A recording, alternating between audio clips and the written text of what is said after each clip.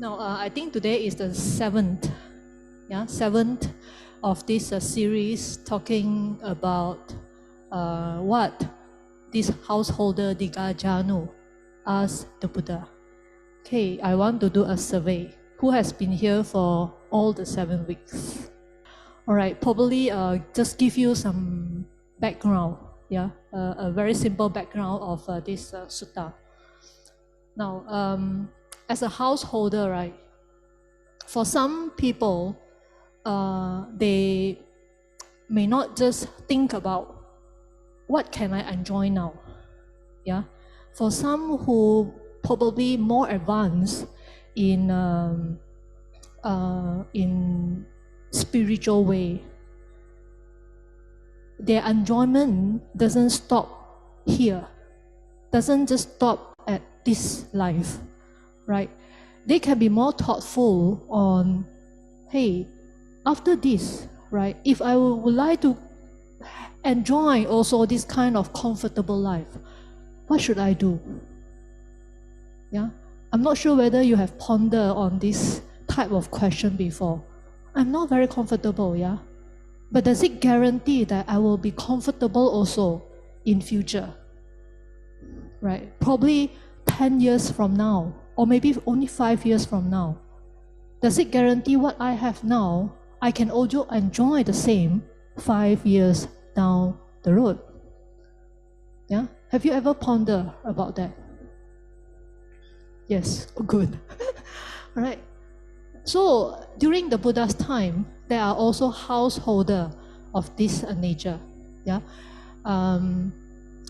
particularly for this Dighajanu. Yeah, this is on Dighajanu Sutta. Dighajanu is like a nickname. Yeah, if we break down this name, Dighajanu, Digha means long. Janu means shin or knee, yeah, meaning that this part is very long. Yeah, this part. Janu is a shin or knee. Digha means long, so it's like a nickname to this person. Yeah, for some you may have given your children nickname. Okay, in India or in China, right, you also know that people calls children's name in different from the officially registered name. Yeah, so this is like this nickname according to the feature of the person. And this Dighajanu, the family name is Vyagapaja. Yeah, Vyagapaja. So when the Buddha addressed this householder, they addressed the householder with his family name, Vyagapaja. Okay, because they believe that this clan, Vyagapaja, the family actually was around the path where the tiger passed by. Okay, Vyaga in Pali it means tiger. Paja means path of the tiger. Okay, so the family name was Vyagapaja. So this Dighajanu so happened met with the Buddha and asked the Buddha this, right? May Venerable Sir, right, share with me what are the 4 things that lead to the welfare and happiness of a clansman in this present life. Okay? So the Buddha talked about these 4 things. Accomplishment in initiative, accomplishment in protection, good friendship, and balanced life. Meaning that in order to lead a joyful, right, and fulfilling life, especially in this present life, what can we do, right? Accomplishment in initiative. In Pali, it is called Uttana Sampada, right? Anything that you initiate it, yeah, put in effort, initiate it, and continue to do it until it's completed. Right? Initiate something, do it properly, and complete it fully. Okay? Like for example, you raise a family. Right? Is your initiative, right? Anyone force you to get married? No, right? All right, by your own initiative, right? Okay, so this is one of the initiative. You initiate it, but how do you take care of your family, right? And make sure the family members of your family, as well as the extended family, are being well taken care of, right? And probably that is your family. How about your work? Right? Anyone force you to work? Probably you say that, oh, natural, right? After I have graduated, then I will go into workplace, or else what do I do? Right? So you can say that it's a very natural process. After your study, then you continue, come out and work, and after that you set up your own family. So when you start your work, you initiate that effort to go and look for work, right?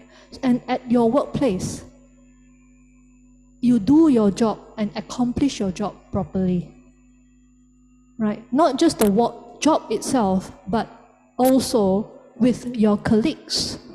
How do you spend time with colleagues? How is your working relations with your colleague, right? So you initiate it, maintain it, and then complete it properly. We don't need to think for very long, probably a cycle of your work. But how about day-to-day work, right? Can you accomplish your work well and end the day at your workplace very well, right? When you say goodbye to your colleagues, yeah, you can see into their eyes with loving kindness. Goodbye, see you tomorrow. Or bye, then off. Right? Bosong, because dealing with them in projects, right? I don't agree with you, you don't agree with me. All right, I have conflict. Yeah. Do you have that? Probably yes. Yeah. But how do you work around it so that your day is always complete in a meaningful manner, in a happy manner, in a fulfilling manner, in a joyful manner? Okay? Next one, accomplishment in protection. What you have gained, have you protected it well? Right? Again, through your hard work, yeah, your money, for example, right? Have you protected it well, or you squander it? Okay, protection. Okay, not just wealth. How about your family? Do you protect them well? Okay, your children, right? Do you protect them well? Protect them doesn't mean that you keep them at home, not letting them out. Okay, it's not that kind of protection. But have you protect them from falling into unwholesomeness? Okay, protection, accomplishment in protection. Now, accomplishment here means success or fulfillment, right? So have you successfully do it? No.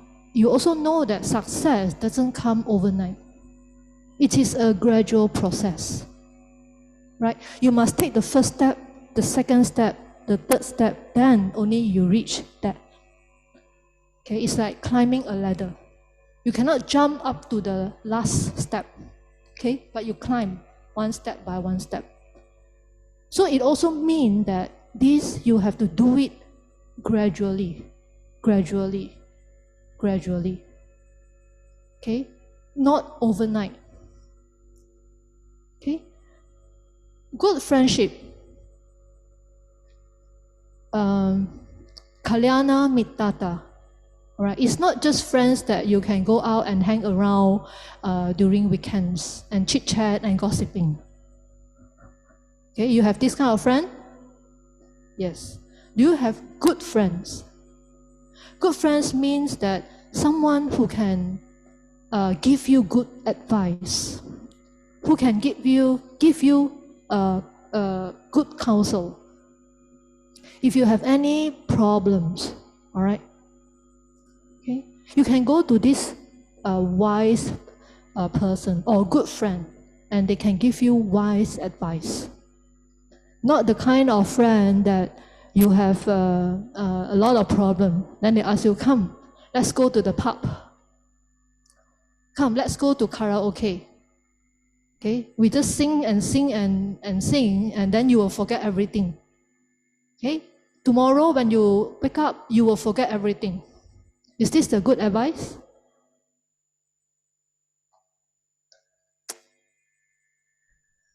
Not very convincing. Huh? No. You may have forgotten your problem for a short term, but may not be for long.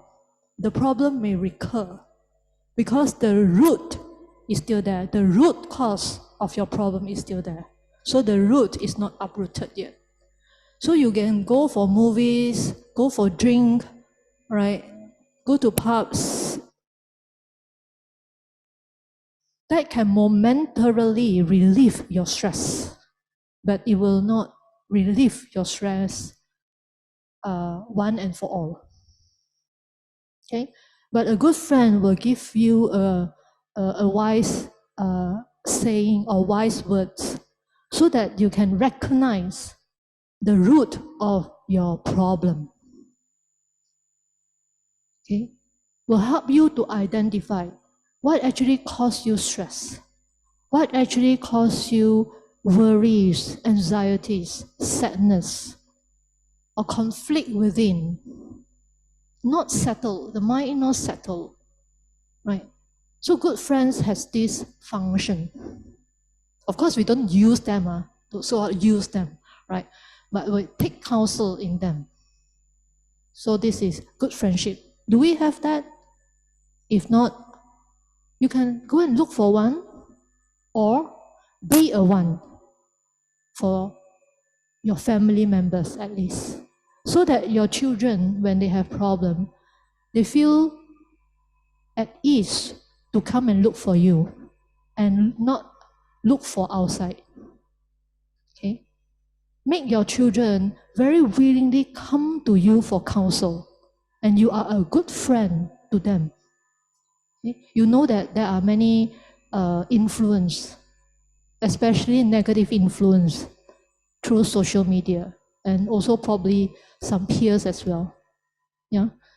So that may not be the good counsel for your kids. Okay?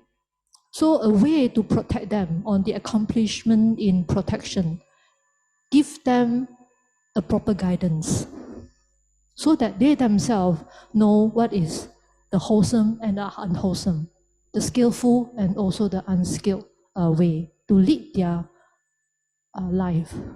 Okay? So good friendship. Balanced living. Balanced living. Of course, right livelihood is one. Yeah. Do not involve yourself in killing, right? In stealing, right? In slavery, in trading of humans, trading of animals. Okay. Protect ourselves by keeping the 5 precepts. Okay, our livelihood, we can central our livelihood also around the 5 precepts. Okay, so the balanced living. Now, this is 4 ways if we want to lead a happy life here and now. Okay, take the Buddha's advice on these 4. Okay, but how about coming future life. Okay? Now, the Buddha also share with this Vyagapaja or Dighajanu that these are the 4 other things that lead to a cleansed man's welfare and happiness in future lives. Okay? What for? Accomplishment in faith, accomplishment in virtuous behavior, in generosity and in wisdom. Faith, right? Faith in the Buddha, the Dhamma, and the Sangha, right? As well as the faith in the training. Okay? Now, we learn who the Buddha is. We also learn the Dhamma, right? The teachings preached by the Buddha. We also know about the community of monks and nuns and noble persons who have carried through the Buddha's teachings for so many years, right? We are able to listen to the Dhamma, or we are able to read the Dhamma books because all the writings has been committed to writing since thousands of years ago by this community of monks, nuns, and also lay person, upasaka, upasika, right? We have faith in what they are doing, right? As well as when we have faith, we have confidence in the person, in the Buddhahood, in the enlightenment of the Buddha, and we are willing to pick up the advice, all right, the Dhamma, and then adopt it in our daily activities, in our daily life. Then we can see what has changed, right? Compare with those times that we don't know about Dhamma, right? From the time we learn about the Dhamma, we memorize it, when we adopt it, use it in our activities, use it in our daily activities, right? Can you see a transformation in your life? Can you see the transformation in your children's life, right? If you can see, then you may have established some faith, right? As well as faith in the training, in the path of training. Okay, so this is faith. Now again, this accomplishment means fulfillment, success. And this doesn't just be fulfilled overnight. It's a gradual process. You have to do it repeatedly, right? In different ways. So practicing the Dhamma or adopting the Dhamma in your daily life requires some creativity from you, okay? Because every one of you have a different setting, right? You may have only one children, or you may have no children, or you may have 5 children, right? So every one of you have different conditions. So how do you creatively adopt what you have learned in your daily life? Okay, what we can share with you is some concept or the Dhamma, yeah? The teachings of the Buddha, right? But you yourself have to do some thinking, right? So today I have learned this. How can I adopt it in my life? Okay. So if I say that just now, good friendship, okay? So you know that good friendship give you good advice or wise advice, yeah? So you can start thinking, hey, am I a good mother to my child, right? Will my children come to me when they face difficulties or challenges in classes, right? If yes, all right, you see that, hey, your child was not very happy, but do you see that they come to you naturally? Or they prefer to keep to themselves, right? So if you see this, or if you observe this in your children, what do you do? Right? Last time you do not know that, hey, I also can be a good friend to my kid. Right? I can be kalyana mita to my children. So, yeah, if they have a problem, probably ask the teacher to solve it, or send them to teacher, all right, or send them to other children's house so that they play and then they forget their problem. Okay, but after you know, hey, good friendship, yeah. So you may have some thoughts arising in you. Then you think over it, you ponder on it. Yeah, how can I be a good friend to my kid? You become the active process, the active thinking process is there.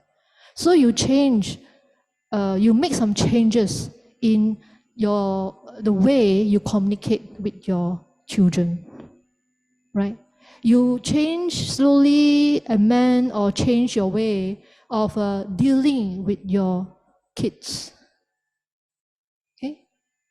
So this is also through your initiative, right? Also through your creativity. How can you make your kids want to listen to you? Right? Some kids are very good, all right? What you say, they listen, but not all. Yeah, especially when they are at the rebellious stage, right? They may not listen to you. But how do you make it interesting? How do you create the interesting topic when you want to communicate with them? So this is your effort. This is also your creativity, right? To make this happen, all right, to make this work, you have to work. Yeah, you cannot just sit there and then thinking that things will come to you naturally, right? No, you have to work towards it. Then you can accomplish it. Okay, so accomplishment in faith. So faith towards Buddha, Dharma, and Sangha, the training, right? That faith may not arise immediately, but when you come and you get in touch with the Buddha, Dharma, and Sangha from time to time and very often, and you see some results, all right, good results from it, then you have that faith. And when you continue to do it for a long period of time, your faith grows stronger and stronger and stronger over time. Yeah? So this is accomplishment. Accomplishment in virtuous behavior, sila sampada, that was last week one. Yeah. So sila, the most basic morality that we as householder can observe is 5 precepts. Okay. So what is your relationship with 5 precepts? Okay. Do you always remember 5 precepts every day? Take refuge in the 3 jewels and also observing 5 precepts. Do we do that? Yeah, some know, yeah, but some know, right? But for those who have done it for so many years already, yeah, every day you recite. Recitation is a way to remember, right? If you don't remember, now how can you adopt the Dhamma in your daily life if you don't even remember? So the Buddha's word, we hear, we must remember, then we adopt it in our daily life. Then only you can see some effect. Yeah. So for those who have observed these 5 precepts for a long time, okay, what can you see the differences in you? Sister Li Xiang, you want to share? And any difference you see in yourself or your family after you have actually committedly observed the 5 precepts? Okay. Actually, I think this 5 precept is very basic and need to be try ourselves very hard to adhere to these 5 precepts. So sometimes, before I come to Dharma, in fact, sometimes I also used to lying, means maybe it's not harm to other people, but sometimes it's like want to make the situation better. So we lie. We not telling the truth. Maybe it's something like white lie, but now when we come to Dharma, we try to minimize. Even the lie doesn't harm other people or yourself, but we try not to do it to be strictly follow lah. So then, in terms of course, when I need to be practice it, then my children will follow. But so when things happen like they they didn't tell me correct things, like sometimes they give me misleading information, then I will tell them, you are misleading me, and this is not I mean, we try to talk to the children lah. So make sure they correct them in the right thing lah, because even that information doesn't harm, but we try not to. So because a lot of time I see this is the thing, more to this misleading lah, misleading your parents, all these kind of things. Right. Okay. So hopefully, but this is a gradual process, doesn't even come overnight. So make sure instantly advise, and then consistently follow, how to say, keep them in the track lah. Okay. This is Right. my thanks. Right. Thank you, sister. I think sister touched on a very important point on the fourth precept of not telling lies. Yeah. And she also mentioned about the misleading. Sometimes people try to avoid being scolded. Yeah. I think probably your kids also, right? No one enjoy being scolded. Okay, so your kids also the same. So when they try to avoid being scolded, what do? They try to give you some excuses, all right, or they try to mislead you in believing another version of what was actually happening. Okay, meaning that they lead you to the untrue version of what has happened. Okay, so instead of condoning to that kind of behavior, so as parents, if we know the precepts, then you can slowly guide them. Yeah. Of course, parenting. Yeah. So how do you speak with your kids? Yeah. How do you comfort them and make them feel not being punished if you talk reasons to them? Okay. So certain trust must be instilled in your kids, yeah, so that they know that you won't scold them unnecessarily. Okay, or else, right, they will try to avoid you, right? I think you know lah, huh? As parents, I think you are more experienced than me, so you know what I'm trying to say. Okay, so have that in mind. When you remember it, then you can recall, hey, yeah, how should I deal with my kids if they starting to avoid me? If they starting to not telling me or not sharing things with me? So how do you deal with it? So use your talent, use your skills, or discuss with other parents. I believe that you have parents group. Yeah, your school, you have a parents group. So you have resources on how to solve your kids' problem. Yeah. So, but that's another thing. But what I'm trying to tell you or share with you is that accomplishment in a virtuous behavior. You yourself, as adults, okay, we have the duty to understand, right? The Dhamma especially, right? The Dhamma is about the truth or the working of life, right? When we know it, then we will be able to convey it or share it with other people, right? Don't think of very far away, but those people around you who are very close and near to you, how do you share that with them, right? The Sila Sampada, and you yourself set a model, a role model on practicing or upholding the morality. Yeah, the basic one is 5 precepts. So today we want to explore this accomplishment in generosity, right? Is accomplishment. It's not just an act of giving. Okay, it's not just one-time giving, but it's an accomplishment. How do we can do it over a long period of time and we gain mastery of this generosity? Yeah, accomplishment in wisdom is another one, which is next week.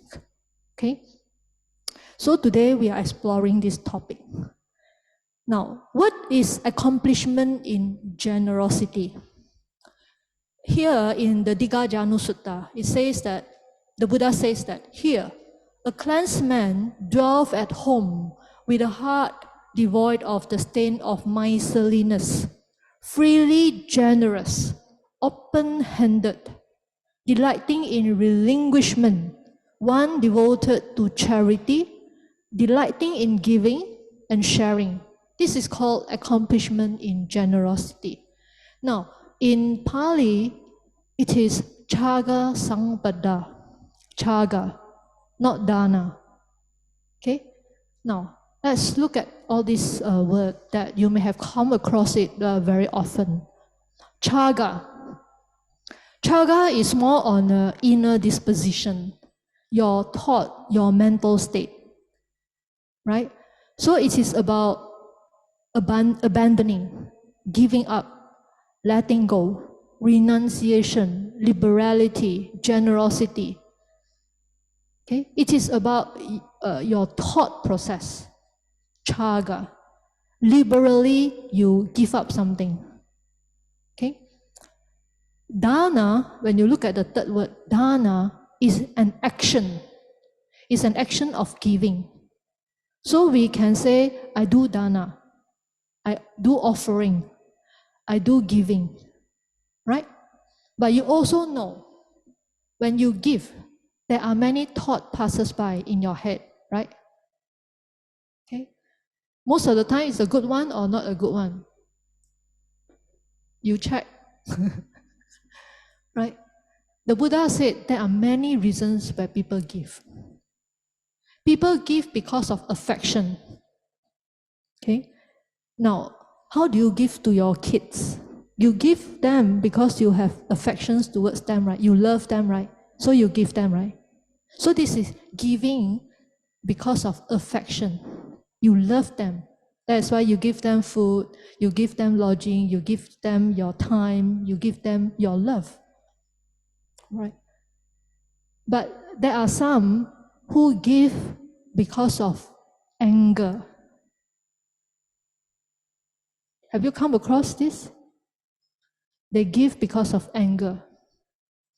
Sometimes at workplace, right?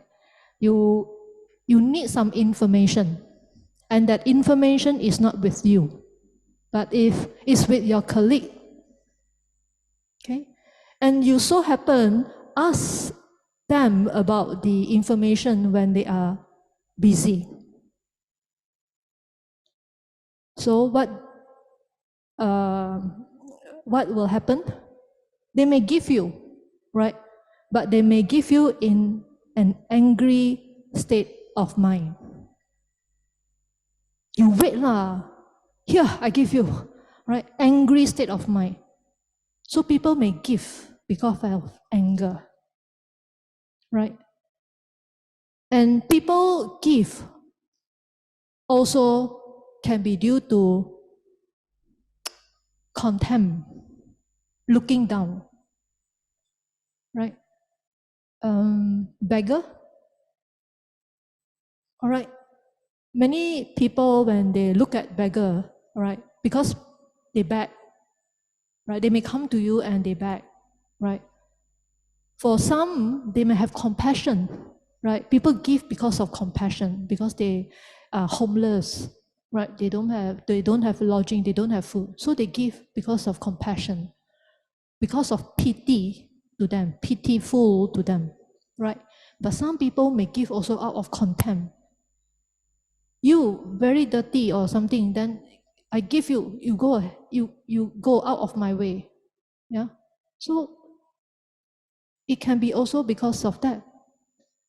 So the act of giving, all right, we can see outwardly it's just an action of giving. But what is in the mind, there are so many things. So individually, we can check when we give.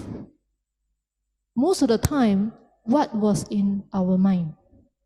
Are we happy when we give? Okay, only a joyful thought in the mind, only a wholesome thoughts in the mind. Okay, or very generously, I want to, I just want to give. All right, I would like to make your life more comfortable. Right, you may have this thought. Okay, or what is that now? I give. Some people also give because they follow family tradition. Okay, I'm not sure whether you have this. Some families, they have been making offering at that particular temple for a long period of time, since the grandmother or grandfather's time. Okay, every year they donate during certain festival. Okay, so when it passed now, when it's now the third generation or the fourth generation, so the children still continue to make donation to that particular temple, right? Why? They think that, hey, this is my family tradition. It has been done. It is all the way like that. Since my grandfather's time, every year during this period of time, they will give. So now, my generation, I also continue the tradition. I also give. Okay? You have that in your family? There might be. Okay? So, all these reasons. But any reasons, right? The wholesome one is the one that have chaga in mind, generous. Okay. Sangpada, as I shared also, is about fulfillment. It's a success, right? It's a blessing. It's a bliss, right? So to have that is a gradual process. Continuously, we have to do it. Repeatedly, we have to do it. Okay, don't just stop at one try or one attempt. Okay, but have to do it at all time. This is just some explanation by Bhikkhu Bodhi on dana and chaga, because these are the two terms you hear very often, right? So don't mistaken dana as chaga. Dana is just an action of giving, right? Chaga is more on the quality of generosity. Yeah, your mental state, your generous mental state when you give. So this is chaga. When you look at the explanation just now, accomplishment in generosity, right? Just now, this one, right? So now let's go through it one by one, okay? And see what can we understand more about accomplishment in generosity. Now, a clansman dwells at home. It's just like all of us, a householder. We have a setting, right? We live in a community with close members, family members, right? Kids or children, right? So we are clansmen, a householder, yeah, with many other things attached to us. Okay? Properties, cars, money, right? Relations, right? Many things still attached to us. a householder or a clansman. Okay? With a heart devoid of the stain of miserliness. Okay? Meaning that we are free from the negative trait of miserliness. Miserliness is stronger than stinginess. You know stingy, right? But this miserliness is stronger than stinginess.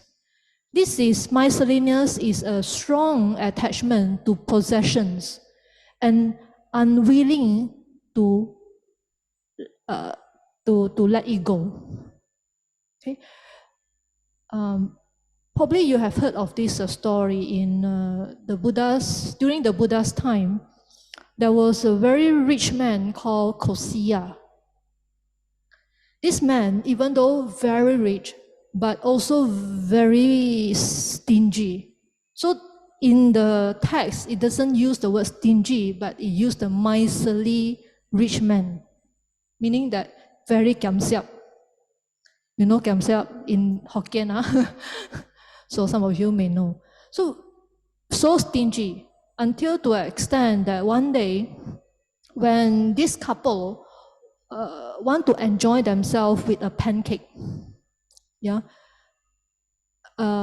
because they are so miserly, they do not want to even part with a tiniest of their property.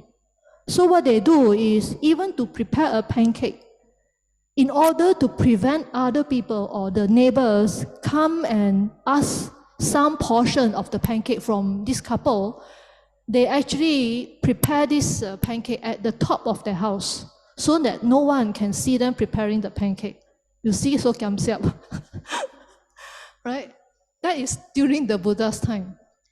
So, at that time, the Buddha, in the morning, when they survey, right, when the Buddha surveyed the world, he, with the divine eyes, right, see that these couples have the maturity. Even though they are very miserly, but still they have that spiritual maturity that can actually mature that day. So the Buddha has this ability, but not us, right? Not even Arahant has that divine ability to see the spiritual maturity of that particular persons. Yeah. So at that morning when the Buddha surveyed, he saw this couple have that ready to have a spiritual attainment. So he sent the Venerable Moggallana, who is what is that called? The most in the supernatural power.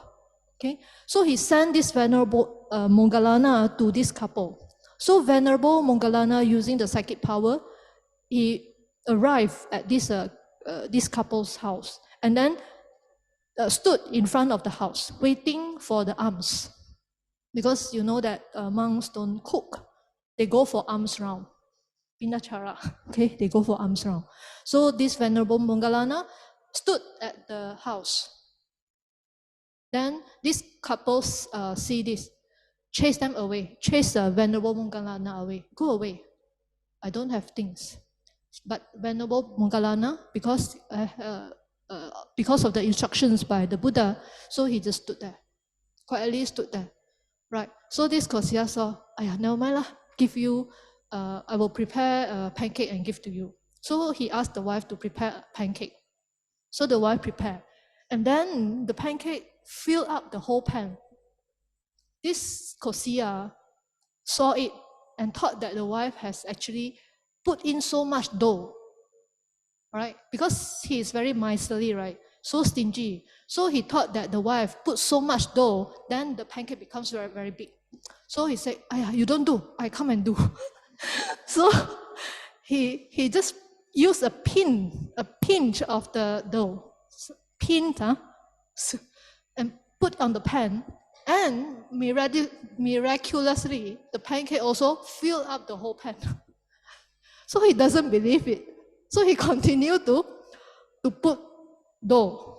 But smaller portion, smaller portion, smaller portion. But every time he put no matter how small the portion, the pancake will always fill the pan. To a certain extent, that he was very impatient already. So he said, it's okay, I will just offer you one. Offer Venerable Mongalana one pancake from the basket. But when he wants to take the pancake from the basket, because of so many pancakes, and the pancakes stick together. So when the pancakes stick together, it is very hard to take only one pancake. So at that time, this miserly Kosia has lost all his appetite of pancake because of the drama. Yeah, you can imagine. So when I read the story, I also laugh. Because you can imagine when he continued to do for a few rounds, and the pancakes are all in the basket, and when he want to try to take one pancake from the basket, and the pancakes stick together and want to take but cannot separate, so he becomes like, lost all his appetite, and he at last offered the whole basket to Venerable Mongalana, right? And Venerable Mongalana gave a discourse on generosity to this Kosia. Then he told this Kosia and the wife, saying that the Buddha and also about 500 monks still at the monastery for the alms, right? And the Buddha actually gave the instructions to Venerable Mongalana to bring back these two to Jetavana monastery. So Venerable Mongalana went to the Buddha together with these two, the Kosia and also his wife. And then when the Buddha gave a discourse, then they attained what? They attained the Sottapatti fruition. Amazing, right? Yeah, amazing, yeah. Yeah. They just need some right conditions to realize the truth.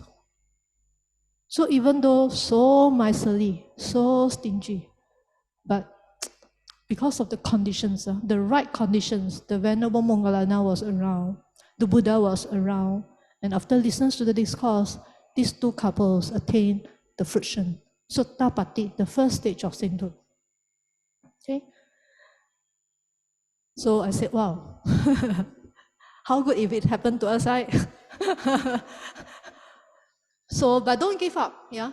We can actually build our maturity on the spiritual development of a spiritual development or spiritual fruition by continuing the practice. Don't let go of the practice. So day in, day out, gradually, we practice one day. Yeah, one day. Must have faith to the training, yeah? Then one day, we will be able to realize, okay? So with a heart devoid of the stain of miserliness, right? Can we do the opposite, like of what Kosia did, right? When we see monks or nuns, right, or we see someone who is in need, can we give without thought of stinginess, right? Without thought of miserliness, can we give? Okay, at home, to your relatives. Sometimes to our immediate family members, our children, we are fine, yeah, because of love towards them. But when it comes to your father-in-law, mother-in-law, right, your relatives, right, can you still do the same? Yeah? Can you still do the same? Because I heard also stories about mother-in-law, daughter-in-law, okay? So, but this is a practice, accomplishment in generosity. Then, freely generous and open-handed. Freely generous, meaning that we are willing to part with the possession. Okay, willing, not being forced. Open-handed, ready to let it go, right? Like this, right? So that's why when we do offering, right, we don't close. We don't offer like this. So this is what it means, open-handed. Very freely, readily to offer, to give, to part with the possession, right? To part with your time, so that other people also can benefit from it. Okay, so there is no reluctance in you. There is no unwillingness in you. Okay, so this is freely generous, open-handed. Delighting in relinquishment. When you relinquish it, when you let go of it, are you happy? Do you feel joy? Most of the time, no. When you want to depart with something, you feel very sorrowful, right? You don't feel nice because you need to you need to part with something or part with possession. But no, for someone who have the intention of accomplish in generosity, they are very happy to part with possession. So delight, very joyful. You want to take, right? Okay. Joyful.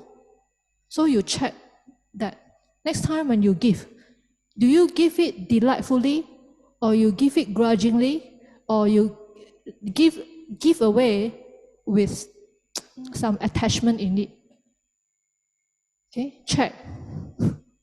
Okay, delighting in relinquishment. One devoted to charity. Devoted means that committed to it. When there is opportunity, always go and do it. Go and give, but with generosity in heart and mind. Okay, devoted, devotion, with devotion, right? So when you are devoted or a devotee, right? So we encourage that every day you recall the Buddhas, take refuge, right? Observe 5 precepts. Devotee, devoted, meaning that you do it from time to time, gradually, repeatedly. Okay? Devoted, huh? Delighting in giving and sharing. Delighting in giving and sharing. For some, right, probably, I think this was observed just recently. Sometimes when you see a group of children, when they sit down and eat, they bring things to school, right? So they have their Tupperware, right? But some parents, they are very loving. Some mother very loving. They wake up very early and they prepare meal. And when you see, when the kids are open the Tupperware, you can see that colorful food item in there and different shapes also. Love shape lah, and some animal shapes are very nice. Okay, when you see the container. But for some, no, right? Just a plain, probably some plain bread. Okay? And you can see also the characters of some children. Some children are very willing to share the whatever in the container with other kids, with the friends.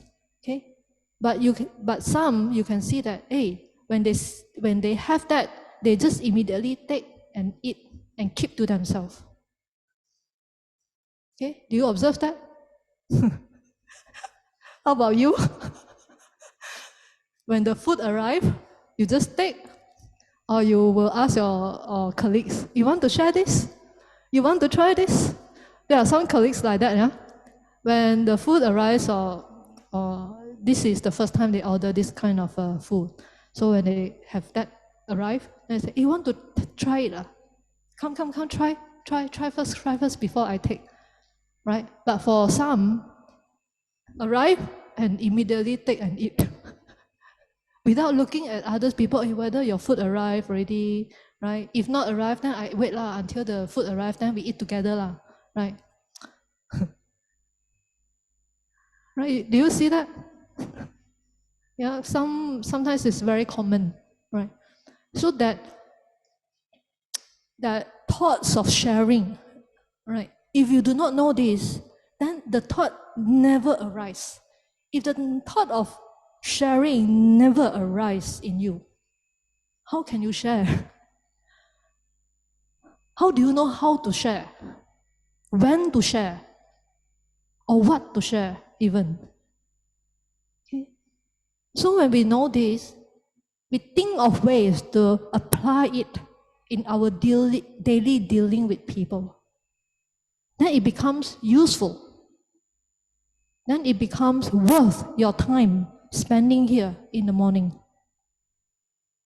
Okay? So delighting in giving and sharing.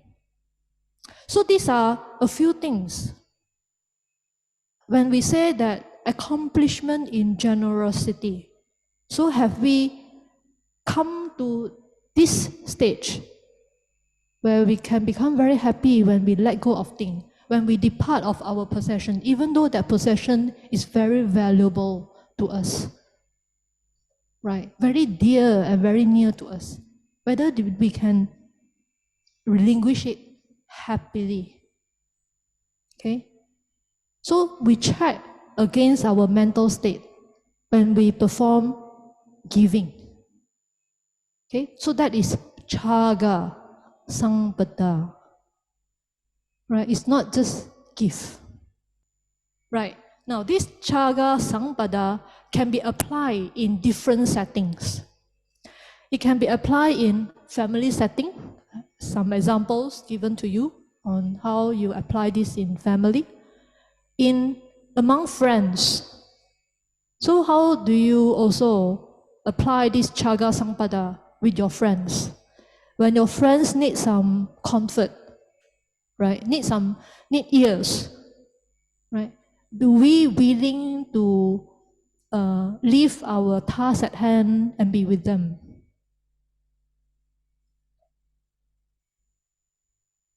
Right? Chaga, generous. We are willing to let go of what we are doing now and spend some time with friends in need. We can also apply it in our workplace. Chaga sampada. When our colleagues come to you for some advice, yeah, can you spend time with them? Or very unwillingly or very impatiently, we chase them away. Yeah? So that can be applied also. It's not only among your children. As we said that accomplishment in generosity, it has to be done repeatedly. And repeatedly can be in any context. When there are opportunities, we can have that generosity in mind. Okay? Workplace and community. Community. Right? Community, for example, like past 2 weeks, we have a family fun fair. I know that many of you also were at the ground, right? Moving things, mending stalls, hosting friends, hosting visitors, right? So it's a generous. You actually spend your time not only for you, but also for the community, right? So this is to the community. So later on, we have some time, we can also sit and discuss. How do we adopt this chaga sampada in different settings? Or how do you plan to adopt this chaga sampada in these different settings? Okay. So last time I may lack of this awareness. Hey, I can actually be more generous to my colleagues. Yeah. I may be very generous to my family members. All right. The children ask me for things, I open-handedly give them. Right. But how about my colleagues? How about my peers? Right? When they ask something or when they need certain advice, am I willing, all right, to share with them? Was I happy when I share the information with them? Or grudgingly? I'm so tied up with work. Now you come and ask me things. Can you wait or not? Right? Very impatiently. We may not say it out, but inside we may have all these things going on. Right? But to achieve Chaga Sampada, no such thought arise. Right? So we can do it very frequently. When the thoughts arise, we're aware of it, let it go. Those unwholesome thoughts, unskillful thoughts arise, then we let it go. So when we do it very often, when next time the thoughts will not come and haunt us. When you have the opportunity to give, automatically that joy will arise if we do it often. Okay? Don't believe me, just do it by yourself and then you check. Okay? So this is our discussion topic later on. Now, a few more things. Okay, so these are some examples, some pictures. Now, when we say we give generously, right, or we part with possessions, so there are a few things, that can be an object of our giving. So it can be material objects like food, right? Pindachara, you offer food. How about what is that now? Now this is material things. You offer drinks, to Dharma speakers. For those who donate blood, is also part of this materials. Materials, so-called material in this category, right? Anyone donate blood or frequent donors? Okay, very good. Yeah.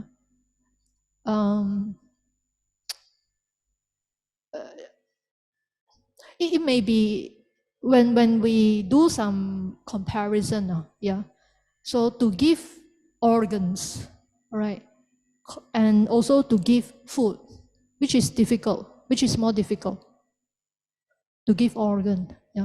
That is why you may also heard of Dana Parami. Parami, the 10 paramis, the perfections. Okay, Dana is the first one to be perfected by those aspire to become a Buddha, or the aspirant of enlightened one. So the parami, that there are 10 paramis that they need to perfect it, and the first one is dana. So that dana is not just the giving of food, but it's to the extent that they can give away their flesh, their body, their life. That kind of giving, right? And also the giving of children and wife. I don't think that you can do that in a modern world. But there are stories, the Jataka stories of the Bodhisattva before the Buddha's gained enlightenment. He practiced dana parami to the extent that he gave away his life to feed the animal, the hungry animal. And in one of his life also, he gave up his family, his children, and also his wife. Right? So that kind of parami, we may not be able to understand. At this modern context, it might be difficult for us to understand. But for one who aspire to get enlightened, to be fully relinquished, all right, no slight thoughts of attachment to possession, even to one who is dear and near to you. Our life is very dear to us, right? Right, very, very dear. But to the extent that the aspirant of Buddhahood can give away life, right, to help others, it's to us, it's very, very huge thing, right, to achieve. We may not be able to do that. Yeah. But for them, no second thought. It's just strong detachment or full detachment. Yeah. So this is their practice. Full detachment. Yeah. So material things, one we can provide or we can give. Another one is also, these are also material things. Yeah. No material things. Service. Okay. We can also give our service. We may not have so many things to give, but we have strength, right? Male, female, we have strength, so we can provide some service. Okay. Wiping. Right. So all these are needed, especially in the organization like Nalanda, yeah, or other NGOs. Okay. You can see the kids also willing to relinquish their sleeping time on Sunday and come over here and help or provide service. Okay, right. Service, skills, talents. These are volunteers, a teacher. So so they provide talents or skill. Parenting talk, right? You may need that skill, parenting skill, right, in order to impart the knowledge to other people. Okay, sharing of experience. Probably for some who have been working in industry, all right, for a long time. So for us, we have a youth, we have a young adults who have just graduated. They might be still wondering where to go, right, after graduation. So these people come in and share their experience, share their expertise or the expectation of the industries now. Yeah. So all these are considered giving, right? Giving. But of course, we believe that all of them give with a lot of generosity in mind. Yeah, chaga sampada, generosity, and they don't do it just one time. For like this teacher, with a lot of children around, she is a Dharma school. So she is a free school tuition teacher, right? Every week, the teacher, the tuition, the free school tuition teachers will come and spend 1.5 hours with the kids. So it's every week. And this teacher has been here with us for so many years, right, Sister Sui Fang? So many years. So you do it repeatedly that it becomes something in you, your inner disposition. Okay? It becomes one of you. Yeah. So this teacher is like that. So you yourself can be like this, right? At home, at your workplace, right? Dealing with friends, with community at large. So it becomes part of you. You become very generous and kind. Okay. The next one, giving comfort. Giving comfort to friends. Fearlessness. So or when your friends or family members are in fear, right? You are with them, so that they are not so fearful, right? So all these are things that we can give. Okay. Of course, the next one is the so-called like the highest gift, which is the gift of Dhamma, the sharing of Dhamma to different groups of people. Right? It can be adults or it can be to children. Right? You yourself, when you have listened to Dhamma talk, right, and you feel that it is very useful in your own home setting, so you can actually share with your kids, right, on some Dhamma, basic Dhamma that can be practiced both by yourself and also your kids. Don't just share with your kids about what movie to see during weekends, right? Not just that kind of topic. There are many others useful and meaningful topic that you can actually share with your kids, okay? So that they can grow up wisely, right? And not just follow or influence by the current trend, okay? Right. So we have touched on the understanding of accomplishment of generosity, chaga sampada, right? And also we talk a bit on the settings, on how do we adopt this chaga sampada, yeah, the 4 different settings: family, amongst friends, amongst what is that? At workplace, and also community, right? And we also learn about what to give, right? If you want to share, right? What to share? Okay, can be material things, right? It can be service, it can be giving of fearlessness, giving comfort to other people, or we can also share Dhamma, right? Sharing Dhamma is not just this kind of a setting, but it can be smaller group of setting, right? So like you and 2 of your children in front of you, right? So you don't say, hey, come here, come, I want to share Dhamma with you. It might not be that kind of a very official setting. Yeah, it can be just like a bit of chit-chatting, very friendly and very comfortable setting. Then you just share, right? Or today from the Dhamma talk last week I heard about this. Yeah, so you can, I heard that you have this. Oh, why not you apply this in your dealing with your friends or something like that. Yeah, so share with them. So when you share, you also recall. When you recall, then you remember better. Okay. So now come to this. How do you give? How? Right?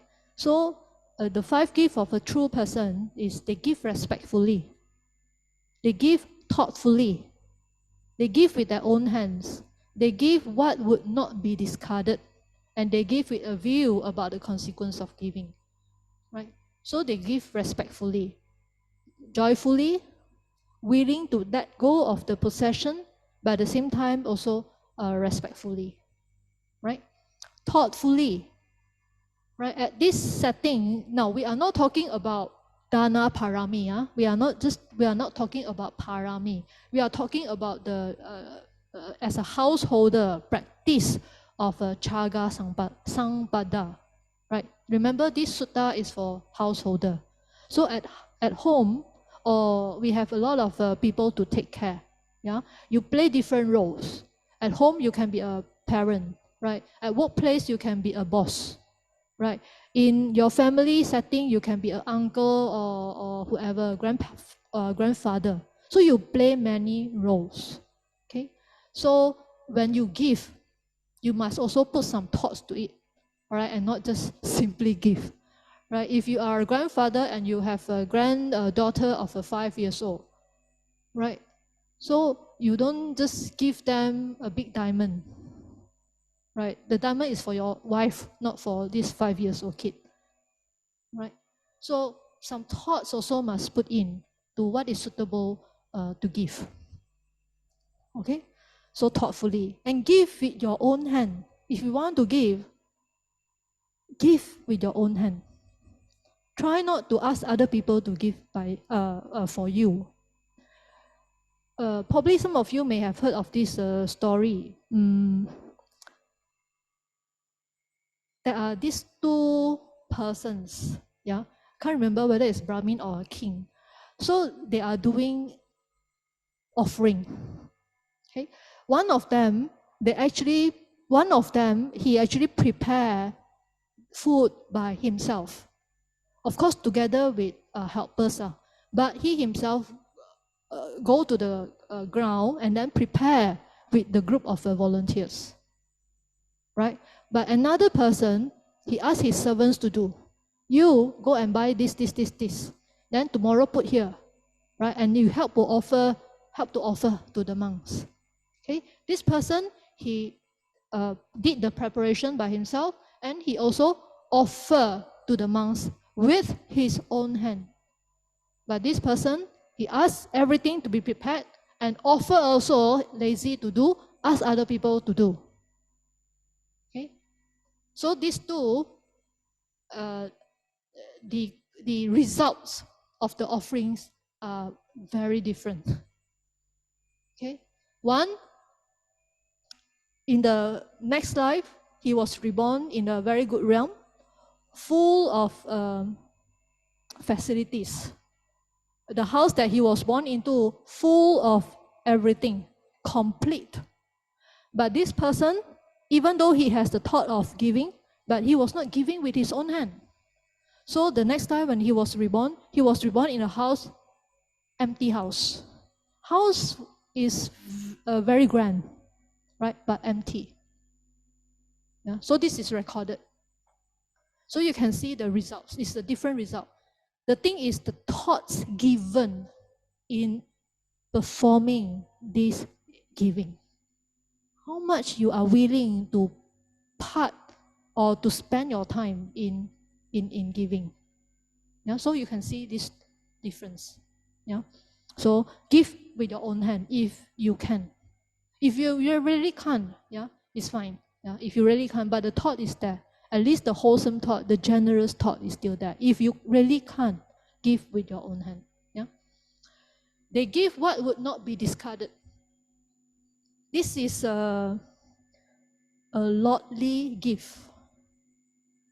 There are a few types of gift. It's not that material service. It's about the way people give, right? People give give the things is very valuable. So it's called a lordly giver. Okay, Lord, Lord, lordly. Some, they give what is going to be thrown away, that you don't want and then you give. So this is the slave of giver, slave giver, they call it. Another one is okay, like friend, right? It's not that I don't want, but I can still give. So that is this category of gift as well. So if we can be a lordly giver, right? Give a valuable one to other people, and not something that you don't want and then you give. Okay? Or in poor conditions, then you give. Okay? If in poor condition, if you give also, do you think that other people can use? Right? Sometimes clothes. Yeah, you can. Sometimes you go to the recycling center, you see clothes, right? Some clothes are in a very bad conditions, but so how can other people actually wear it? Yeah? If not, then if really other people cannot wear, then why not we can actually use it for wiping, right? Rather than give away to people who really in need but they cannot use it. Yeah, yeah, just use for wiping lah. What's wrong with that? Yeah, then dirty, then we throw away. Okay, so give what would not be discarded, right? Because when we give what is to be discarded, right, the gift to us is like very lowly, like not valuable. You can observe your thought process when you want to give away, all right? When you see things that you don't want, what is your thought? I don't want this, I give you. Do you think that thought process is very wholesome? Not that wholesome. Okay, you check.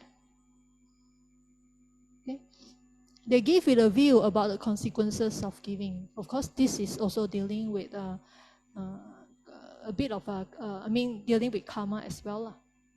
Yeah. So now remember that accomplishment in chaga, accomplishment in generosity, chaga sampada, is something that you do that lead to wellness and happiness in the next life or in the future life.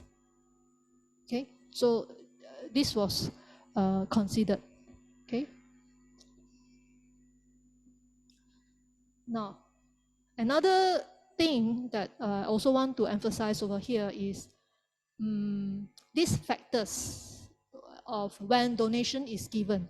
Now, this is important. Right? This second point is important, right? The three factors of the donor. There is the case where the donor, before giving, is glad, while giving, his or her mind is bright and clear, and after giving is gratified. These are the three factors of the donor, right? So if you can't recall anything at the point of giving, make sure that your mind is glad. When you touch, right, touch at the bottom of the offering item every Sunday.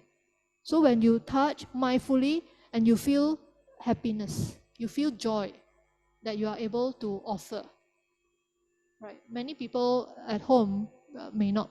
Yeah, those that are still sleeping at home, they may not have the opportunity. But we have the opportunity. So when we have the opportunity to offer or to so-called like touch the items, right? At least we have that joy in our heart, okay, while giving. Then after giving, we also again feel joyful, and we don't say that, oh yeah, what for lah? I spend my Sunday here at Nalanda. Why don't I just sleep at home? Yeah. Certain time when you give, after you have given, why do I give so much? Yeah. Some may have this. Oh, why did I actually give away this? I should keep it for myself. That is not the factor which was shared or which was encouraged by the Buddha, right? It is before giving, when we plan for it, prepare for it, we feel glad, right? Like for those who prepare for food offering, right? When we prepare, we work harmoniously, right? We work harmoniously with other people. For those who engage with pre-sales, right? For those know the family funfair. So when we engage with pre-sales, when we prepare, arranging items, we work well and harmoniously with other people, right? When we offer, when we really at that time offer upon that offering, we also have that joy in the mind. And after that, again, feel joyful. Hey, I have already completed the act of giving with generous heart. Okay? So remember that. Okay? And of course, another three factors of the recipient. If you are the recipient, okay, so there is the case where the recipients are free of passion or are practicing for the subduing of passion, free of aversion, and free of delusion. So even if you are the one who are receiving the gift, all right, try to maintain wholesome thoughts. This one is free from greed, hatred, and delusion. Okay, so when these six factors are complete, then the result is the merits is incalculable or immeasurable.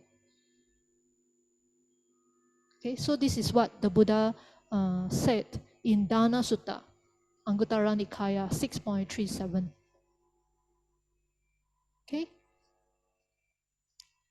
Yeah. Now,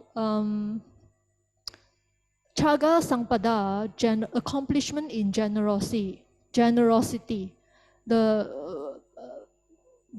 what is that? The function of it is actually to reduce our greed. Now you know that all of us, as long as we are in this world, yeah, not out of this world yet, meaning that not enlightened yet, we are still very much gripped by these three unwholesome roots: greed, hatred, and delusion. So greed can be overcome by what? Generosity, right? Generosity. Not just giving. Yeah, giving can, but also with generous mind. Giving with generous mind. Then chaga. Yeah, chaga sampada.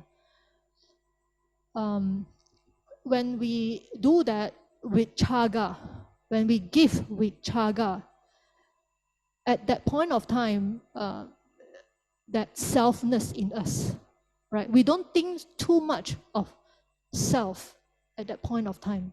When we have a generous thought, and when we are willing to part with our possession, delighting in relinquishment. Remember that just now this